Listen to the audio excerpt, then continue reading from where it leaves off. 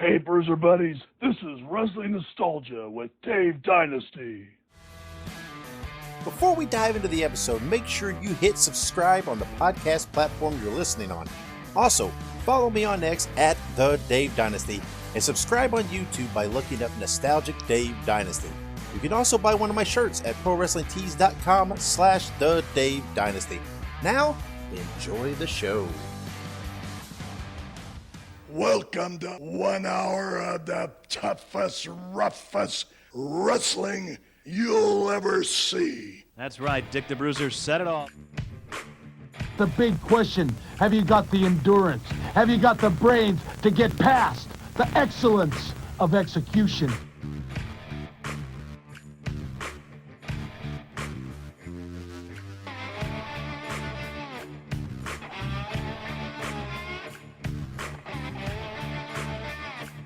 The reason why Axe and myself were put on this earth is to demolish people.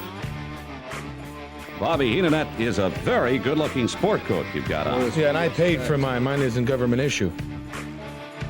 Hello, everybody. Lance Russell and Dave Brown right along ringside. And by golly, we're ready to go with another big week of championship wrestling. Greetings, wrestling fans, and welcome to Wrestling Nostalgia. I'm your host, Dave Dynasty, and this is a very special episode of Wrestling Nostalgia. This is our 300th episode. I can hardly believe that we have made it to this. We've had some lulls, we've had some hiatuses, but we've got here 300 episodes. We've gotten lots of well wishes already. I appreciate that. And this is kind of a special episode because of that. I have a really cool guest today. On this episode is Dangerous Dan Spivey. We'll talk about his career, breaking in, the skyscrapers, Waylon Mercy. We talk about it all. Dan was gracious to give us a little bit of time in his busy schedule to speak. So let's take a break. And when we come back, we'll have that interview with Dan Spivey. So stick around. Hey, you bums, we have to take a quick break. Filsinger Games is a tabletop cards and dice game company that has enjoyed success for over 3 decades. Their first game was Champions of the Galaxy and was released in 1986. Champions of the Galaxy is a tabletop game that features professional wrestling over 100 years in the future. Humans, aliens, and monsters battle in the Galactic Wrestling Federation for belts. Legends of Wrestling features officially licensed wrestling cards featuring stars like Ted DiBiase, Jimmy Snuka, Harley Race, and many, many more, including game sets for independent promotions.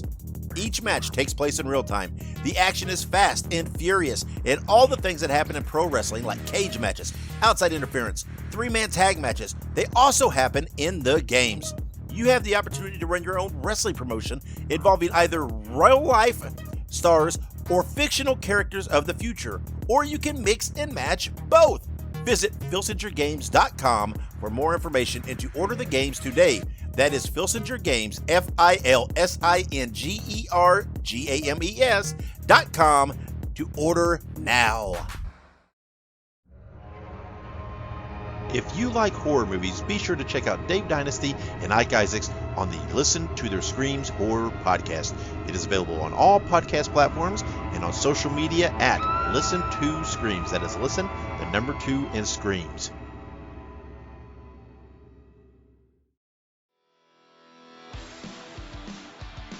Hey ho, everybody.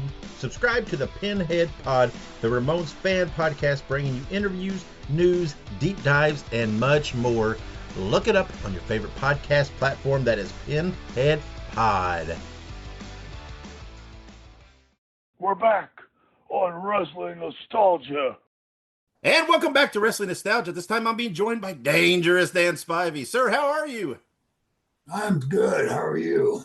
I am doing great. So let's just get right to it. You've done lots of interviews, so we can skip some things. But you're from Tampa, Florida, originally.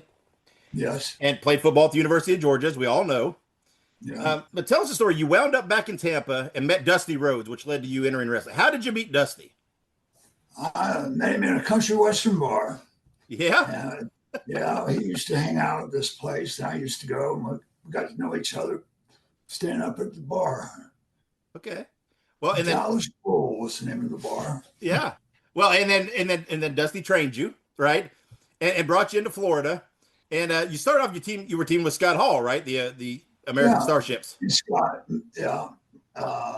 We started working out with Barry in Tampa while Dusty was there. Yeah, he was the booker in Tampa. Yeah. Right. And then he got an offer to go to Charlotte with the Crockett production up there. Yep. And me and Scott followed him up there.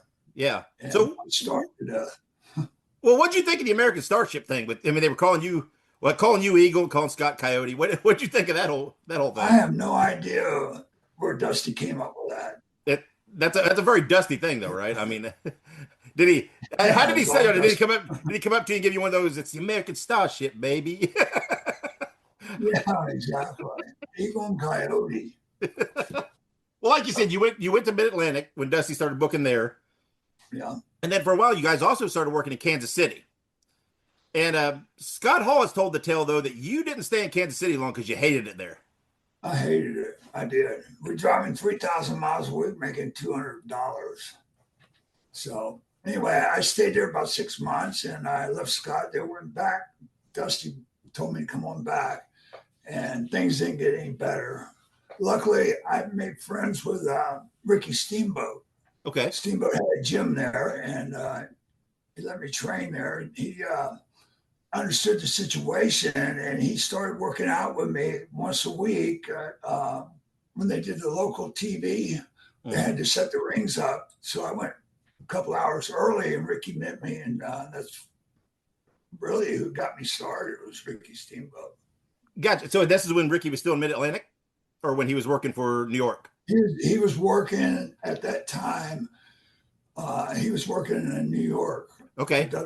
Yeah. Okay. And he was good friends with George Scott, who was a booker for events. And Ricky took some pictures of me, and they brought me in. So really, I owe Ricky a lot. He did a lot for me. Yeah, yeah. And when you got to New York, right, they teamed you with Mike Rotundo, and as the U.S. Express.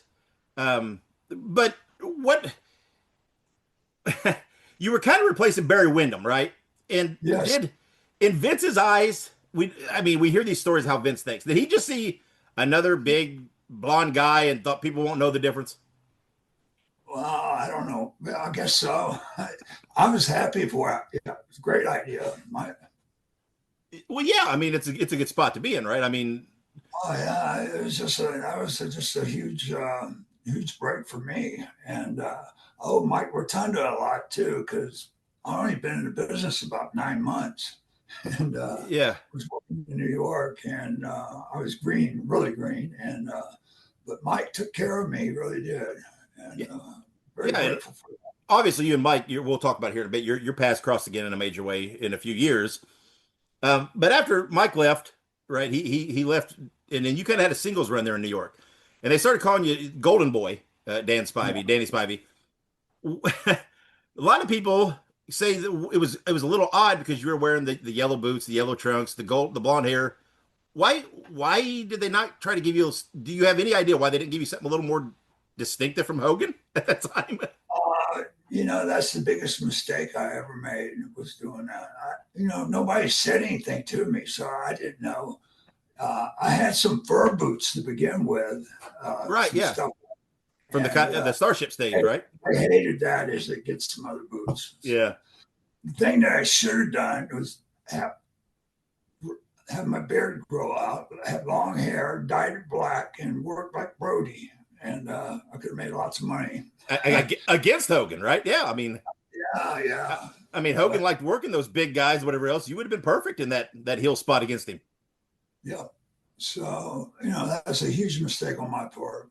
But I didn't have anybody tell me either. I'm young, green. I don't know what I'm doing. Yeah, that's what I was going to say. You said it, right? You're young. What were you? I mean, you're just happy to be there making money.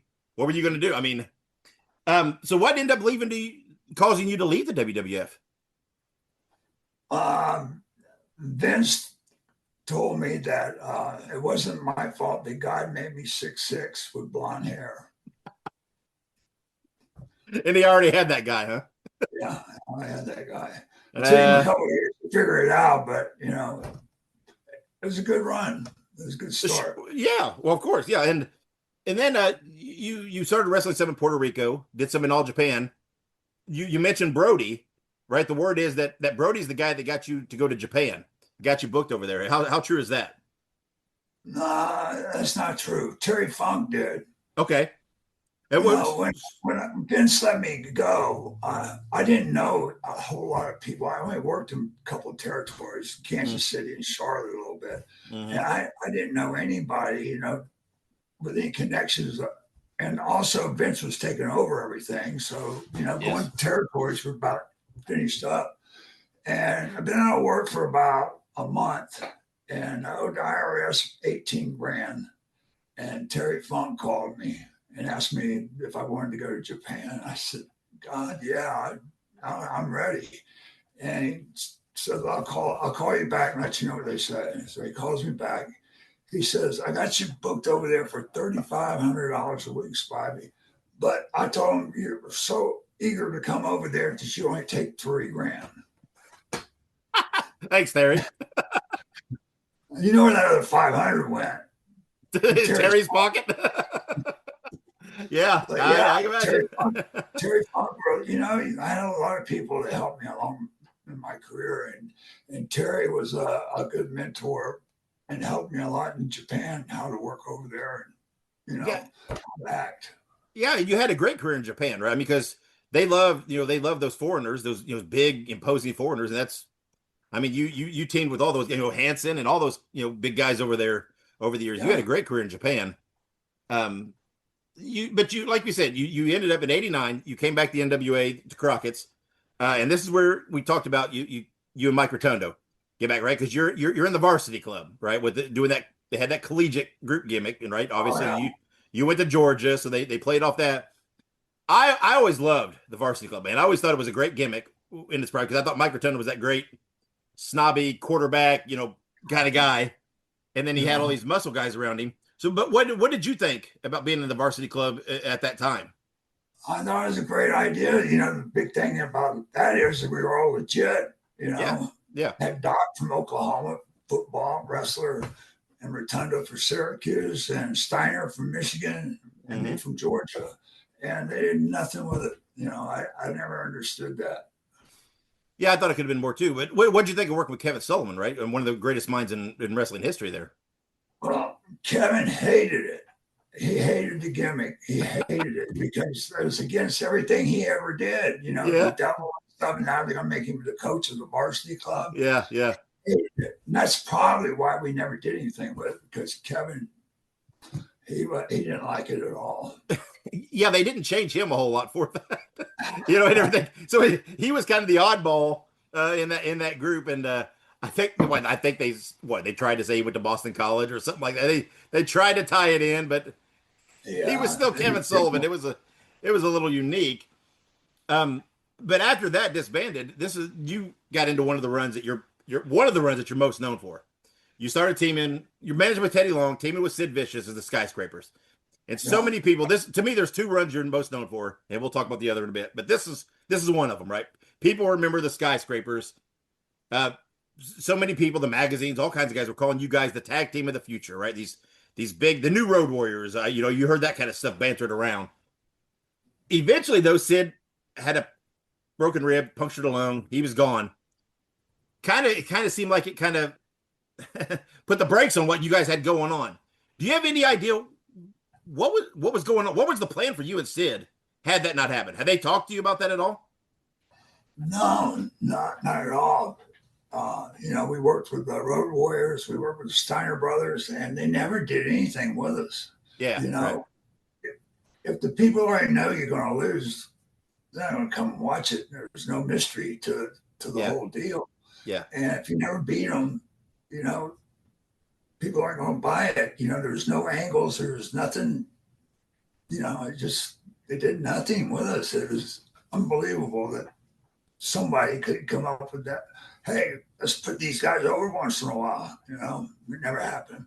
Yeah, it felt like to me at that time watching, felt like the natural progression that the Road Warriors should have kind of passed the torch a little bit to you guys. They didn't have to bury them, but hey, put you over a little bit. I thought it was a shoo-in that you guys would have a run with the tag titles at some point, and it just seemed like that would that was a gimme. Again, who knows? I mean, with Sid getting injured, who knows what would have happened ultimately? But then when Sid gets injured, right, they bring in Mean Mark Callis to fill in the future Undertaker, who was at that time pretty young. What'd you think of Mark at that time and teaming with him and him coming in? What happened?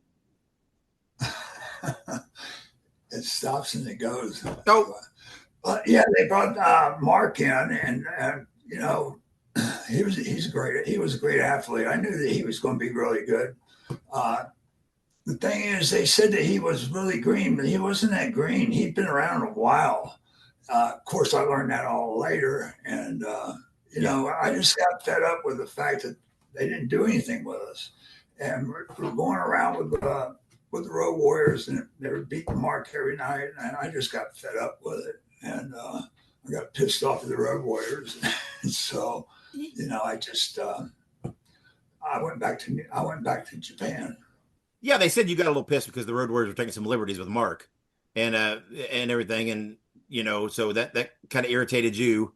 Would you have ever thought that Mark would become one of the biggest names in wrestling history at some time? No, not at that time. No, I knew he's a great athlete, but I have to say he came up with the greatest gimmick, and he worked it, you know, better than anybody could ever imagine. And he's probably one of the best big men that ever worked in the business. Yeah, because I mean, on paper, right, the Undertaker sounds like a silly thing, right? And a lot of guys, it wouldn't have worked, but somehow he always made it work. It somehow, you know, he's just. I mean, that's a credit to him, I guess, right? That you're able to take something like that at that time and do what he did with it and keep it fresh. I didn't see much of the other gimmick that he did when he the biker deal. Yeah. I saw some clips lately, and he did a great job with that too. I mean, you know, but the Undertaker was awesome. It was, yeah. So you left WCW 90. That you saying that's because of just kind of being fed up, no push, no direction, Road Warriors taking liberties. That's just kind of why you left and went back to Japan then, just fed up. Yeah, pretty much. So what? Then you did end up returning to WCW. What changed? What brought you back to WCW? Whatever it was, a year or so later. Just something to fill in for Japan here and there. You know, Stan came in, and me and Stan tagged up, and again, nobody did anything with us. You know, and I got in trouble with the Dr. Zahorian deal, and instead of Dusty was the booker, the guy that brought me into the business, asked me to do a job for Tom Zink. Yeah. The Steiner, it was supposed to be me and Stan against the Steiner brothers. Well, Scott got hurt or something, sick. So they had Tom Zink take his place. And, you know, me and Stan are the tag team champions over in Japan. Mm-hmm. And they wanted a substitute to take the fall on me. And I said, I'm not doing that. And they said, well, you're fired. Yeah. And I think most of that was the fact that, you know, I had this Dr. Zahorian, the steroid deal. And so I think that might have something to do with them. Dusty let me go. I don't know. Yeah. So you think that issue, the with the WWF, the steroid thing and all that, that was still carrying over to WCW. Maybe they didn't want to be tied to you because of that.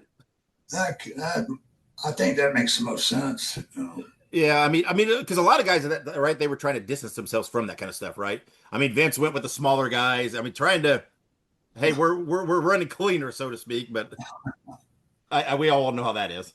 And but you end up you had another little run with WCW later, but you also in various times from 90 to 94 worked for Herb Abrams in the UWF, and we've all heard the crazy ass Herb Abrams story.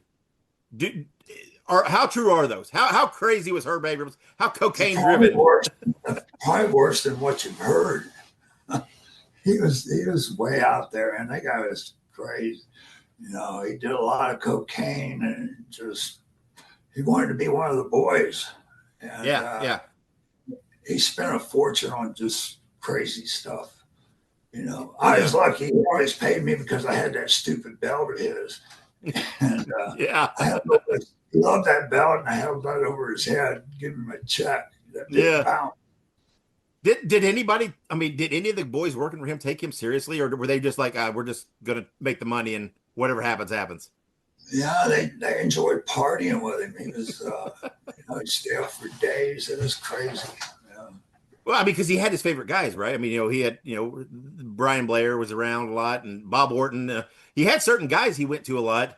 Every time he popped back up, Doc, yeah, and everything, and it always got the vibe that these guys were just like, oh yeah, Herb will throw us some money, it'll be all right for a bit, but whatever. I'll tell you a good story. He booked us for the MGM Grand in Vegas. Yeah, Vegas play. And the auditorium holds something like 50,000 people. Oh yeah. And brought all these guys in, all the top names that were around. Yeah. And there probably was 2,000 people in the place. And, he died shortly after that because I heard I don't know, but he stiffed the MG Grand, ran out on him, didn't pay the bill. For that show? Did you get paid for that show? Oh, yeah, I did. Whatever. Yeah. So whatever happened to that belt? Did you ever give the belt back? No, I don't know. I had it in Steve Kern's dojo over here, and somebody ran off with it. I don't know. Yeah. So then, okay, I mentioned earlier, right? There's two runs that you're most known for: the Skyscrapers, and then Waylon Mercy. Right? You come in '95. You came back to WWF. You're Waylon Mercy, based on everybody says it's based on De Niro's character from Cape Fear. True. Okay, so how did that develop? Was that a Dan Spivey ideal? Was that a Vince ideal? How did that develop? Well, it was me and Vince and Jerry Briscoe just sat down and started talking, and they wanted to bring me in. They had a lot of young talent there, and they wanted me to come in and be sort of like a leader. And we were talking about different stuff, and I told Vince that I wanted to play this character I saw that Robert De Niro played. And so we got together and came up with Waylon Mercy.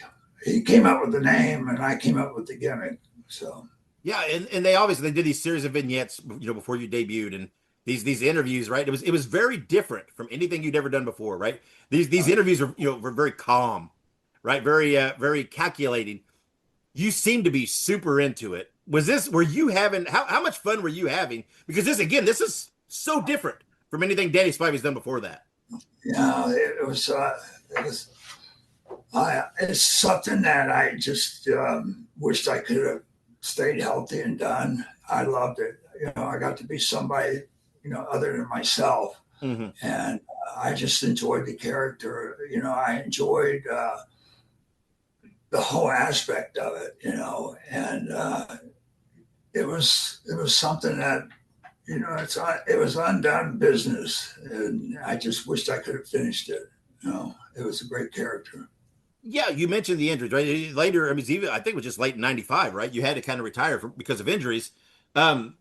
Given, like you said, given that character, given that position you were in, right? Because you were having a good run. How heartbreaking was that for you when you just like, man, I can't do this? Yeah, it was tough. I mean, I retired, and 2 weeks later, I had my hip replaced. Oh yeah. Yeah. And then 6 months later, I had my knee replaced. So, yeah, I was beat up. I was hurt before I ever got into wrestling. I had a bad knee at Georgia. Yeah. I got hurt. Yeah. So. Yeah. So, in this hypothetical dream world, had you not had to retire at that time, what do you think the ceiling would have been for Waylon Mercy? What do you think you could have achieved with that run?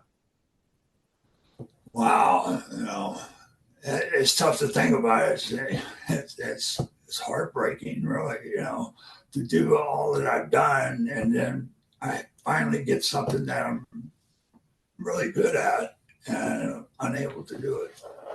What was Vince invested in it? Because that seems completely like a character he would have been totally behind, and really got into being on his TV.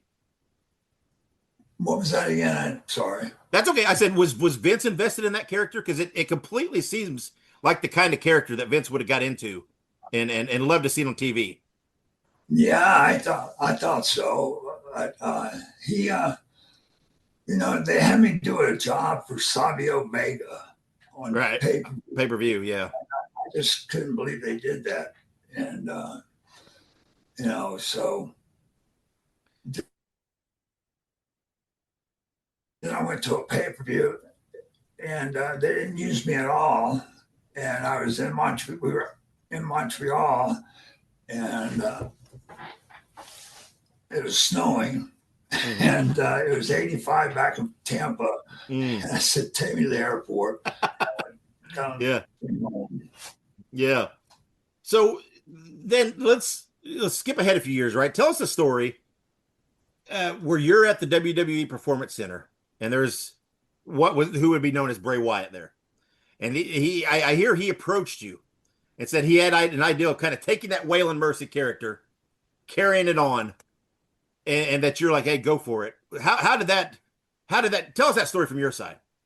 Well, I've been close with Mike and the whole family. And I went down to the Performance Center and Bray approached me and I told him it's a great idea. And so we talked and came up with some ideas and stuff. And I told him I'd be honored if he did it. And he did. He did a great job with it. He did. Sure. Was there ever any talks of maybe you doing some vignettes with him, passing the torch, making an appearance, or just was there not really any? No, they didn't want to do it for some reason. Not Bray or Wyndham. Yeah, right. Was, office. But you did resurface a little bit in that Bray world, right? In like around 2019, because you did voice Mercy the Buzzard for those Firehouse Funhouse segments, right? Yeah. I'm sure that's a Bray idea, right? Did he reach out? Yeah, that was Bray. I'm a buzzard now. I went from Waylon Mercy to a buzzard. Man, you've been all kinds of things. I mean, you went from doing the Starship thing and whatever to the collegiate thing to Waylon Mercy and voicing a buzzard. Man, wrestling's wild. Huh? I mean, it's very versatile. What did you at all grasp what Bray was talking about with these fun segments and these puppets, or you're just like, whatever? I'll just tell me what to do. I'll do the voice. Who knows? Pin me, pay me. Whatever. I don't care. And I noticed there on your wall, and I was going to ask you, right? The Waylon Mercy Hassle Toys figure that you finally, I believe, is it, to my knowledge, the only Dan Spivey figure ever produced that I can remember. I could be wrong on that, but how did you like that? Finally getting an action figure. Not only that, but getting it made as in your Waylon Mercy. Look, I just signed a deal last year with a guy that's making these. Yeah. And so, now it's better than never. So, we got them out there and they're starting to move pretty good. People are buying them. So it's all good. Yeah. Cause I mean, all those guys that watched Waylon Mercy when they were young, they're all grown now and have money. So they can buy the Waylon Mercy action figures that are out there and everything. So you look back in your career, right? Obviously you said, right, there's that little bit of, I don't want to say regret. That's not the right word, but right. That the being injured, having that Waylon Mercy run cut short. Do you have any other regrets of your career? Any other move you made that maybe you wish you hadn't have done? Anything you would have liked to achieved that you didn't get a chance to? I mean, when you look back on your wrestling career, any regrets? Sure. We have already spoken about the Waylon Mercy, about not being able to finish that. Yeah. But, any regrets? Yeah, I got lots of regrets. I've been sober now for 16 years and, being hooked on drugs and alcohol, I wish I'd never done that. But, sure. By me being a drug addict and alcoholic, it's opened a lot of doors to where I can have the platform to help other people, that have drug and alcohol problems. Yeah, you've turned that regret I'm sorry, I didn't mean to interrupt you, but you turned that regret, that negative, into a positive, right? Because what you did, what you went through, to try to help other people now, which is a pretty great thing. Yeah, we're in the process of putting a book together. It should be out by Christmas, and hopefully, that book will get out and people will read it. And if I can get sober, anybody can get sober. Okay, so tell me more about the book. What is it? Is it mainly about the sobriety? Is it about, or is it just a Dan Spivey biography with sobriety being a big aspect of that? Yeah, it's a biography of my life story. Everything that I've been through, what I've done, and what sobriety has brought me, a good life. And I talk about that and about, there's life. Yeah. Without drinking alcohol. Sure. And it's fun when you look up Dan Spivey now, right? Because there's a lot of positive things that you see. You're right. You're speaking on behalf of sobriety and talking to all people. But tell me about what is, I can't remember the restaurant. What's the breakfast restaurant that you've been a spokesman? Yeah. Tell me about that. What is that? It's for breakfast and lunch from 7 to 3. Is it there in Tampa? Is it in Tampa? There's something like 13 of them. Okay, gotcha. Around, surrounding counties up here in Florida. So how does that happen? Is that a place where Dan Spivey went a lot to have breakfast and lunch? And yeah, it was. We moved up here to a little place called Spring Hill. It's about 40 miles north of Tampa. And I used to go to this place to eat breakfast every morning. And I just loved the way the breakfast was, the whole layout. I saw the owners come in and they worked harder than the staff. And I got together with them and told them I wanted to invest some money in the breakfast station. So me and my wife have 2 of them. Okay, so you're franchising. You own franchise. I mean, you're actually investing. Are there breakfast station commercials out there featuring Dan Spivey anywhere? Not anymore. We used to do them. We did for quite a while. But I was the ambassador of BS. Yeah, breakfast station. Okay, I got you. I'm like, what's BS mean? But I get you. All right.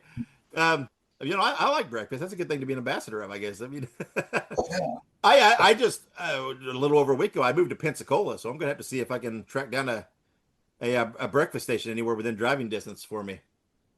But when you look up things, not only that, right? Not only is Dan Spivey the ambassador of BS, and he's got this book coming up later in the year, but you also seem to be enjoying time with your grandkids, and you seem to be playing a lot of golf. How does? I mean, and Dan, you got some pretty wild golf attire there. You got some John Daly looking stuff going on there. Have you always been a golfer? Loudmouth. So have you always played a lot of golf, or has that been a kind of more of a retirement thing? Oh no, since I retired, yes. I play about 4 days a week. Yeah, and then when I'm not playing, I'm practicing. So I love golf. It gives me something to do.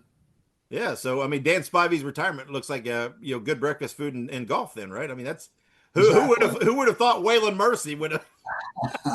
That's what his time would be spent. So do you still get? You obviously, you said you had the book coming up. You got the figure out. You're still involved a little bit in that peripheral wrestling. Do you still get out there and do the occasional appearance, signings at conventions and things? Well, you know what? I haven't in the past, but we started now because we got the book getting ready to come out, and just letting people know that I'm still around and, getting out there. And so the main reason is to let people know that, what we're doing. We have the book, and, it's just something that we're really looking forward to doing.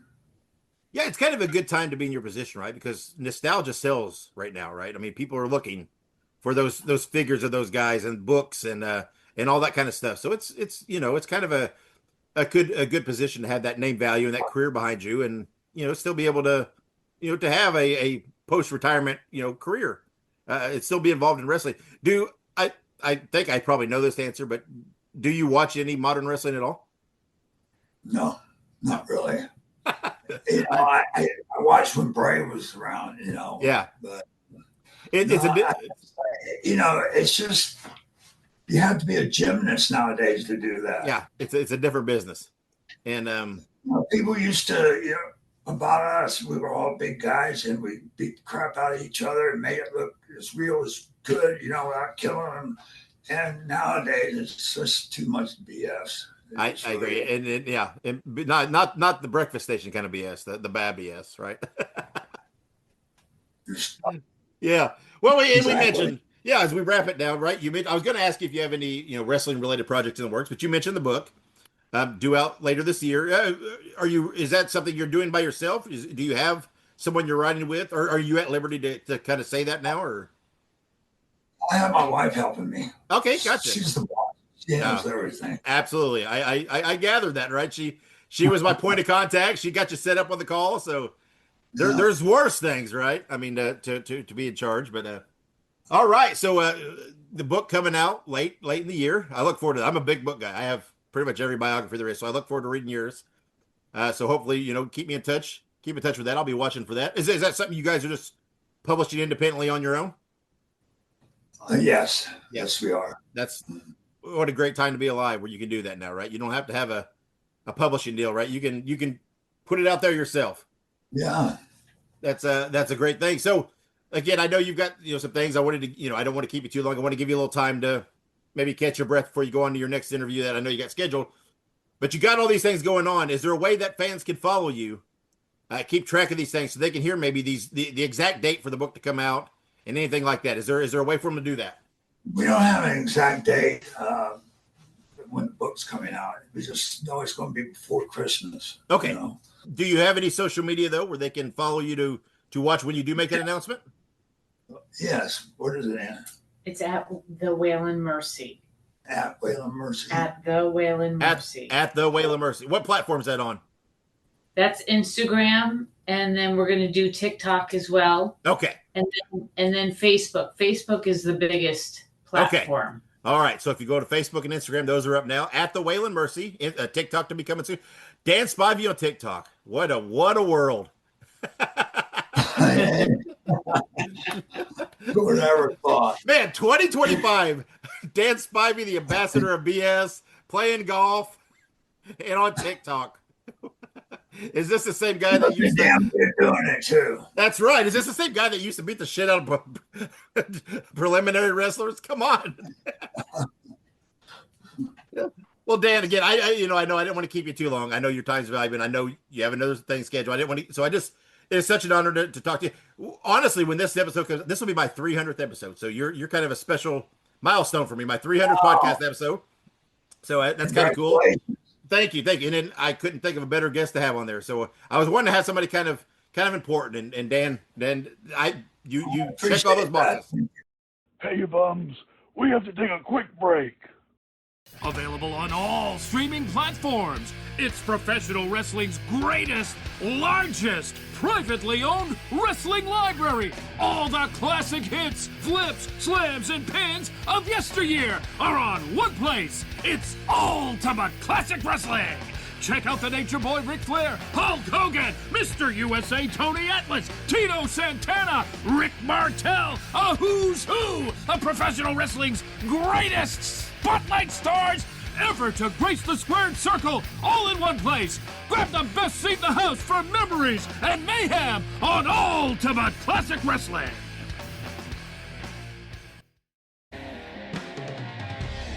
Hey guys, Ray Russell here. Lots of new stuff happening here at WrestleCopia. If you haven't checked out our website at WrestleCopia.com, it's a great way to keep up with the latest episodes of all of your favorite Copia programming, from the Wrestling Memory Grenade to Regional Wrestling with the Territory Talk, the Wrestling Stoop with the legendary Bob Roop, and of course all of those programs also available at your favorite podcast streaming platforms. And if you want to stay up to date with everything going on in the Copia world, all the latest news, random thoughts, fun videos, pictures, and more, make sure to join the more than 33,000 followers over at Facebook.com/Wrestling Grenade. Don't be left out. And last but definitely not least, it's what keeps the entire machine going. I'm talking about patreon.com/WrestleCopia. We appreciate your support in helping us pay the bills to keep the WrestleCopia podcast network running and enabling us to continue to bring you all of the quality programming that we offer. We're back on Wrestling Nostalgia. All right, and once again, thank you to Dan for coming on and doing that interview. Thank you to all you for getting me here. 300 episodes because of you guys. I appreciate that. Make sure you go follow me on social media. Just look up Nostalgic Dave Dynasty or at the Dave Dynasty, and you'll find me there. Also, be sure to go check out all the other WrestleCopia network of podcasts. You can go to WrestleCopia.com to find them or look them up on your preferred podcast platform. Also, be sure to check out my friends at the Ultimate Classic Wrestling Library. Go to ClassicWrestling.net to sign up for your account today, and then download the Ultimate Classic Wrestling app on all of your smart devices. All right, we'll be back next week with another episode. Watch social media for the announcement of that guest. And until then, guys, wherever you go and whatever you do, be good, be safe, and always keep on growing. Fans, we brought you All-Star Championship Wrestling. This is Sam Manager thanking you for being with us and saying until next time, so long, everyone. Wrestling Nostalgia is copyright Dave Dynasty. Bruiser voice done by John Lawson.